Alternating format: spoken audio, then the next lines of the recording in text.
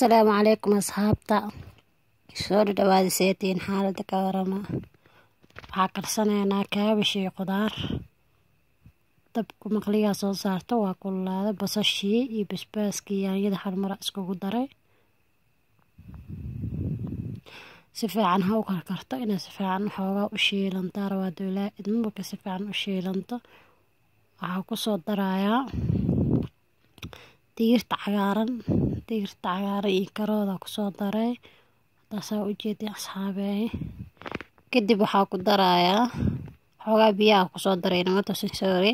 hadda waxaa ku darayaa cusbo iyo xawaaj cusbada waa ku daraa hadda xawaajkiyaa ku darayaa waxaa kaloo ku darayaa maraq digaag asxaab soo dhawaada like dhaha comment dhaha share dhaha soo dhawaada gacmihiina amteedka u furaya si camal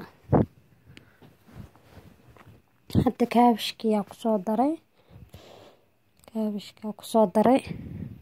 abaar inuu ku karaa rabaa oo si fiican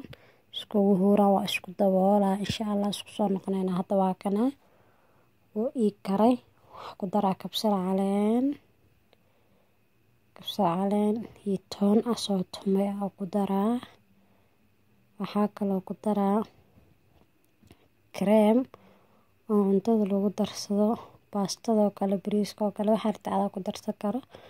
creamkaas ku daraa marka hal qaado cuntada lagu cunay iyo barra ku daraa intaas ay ugu filan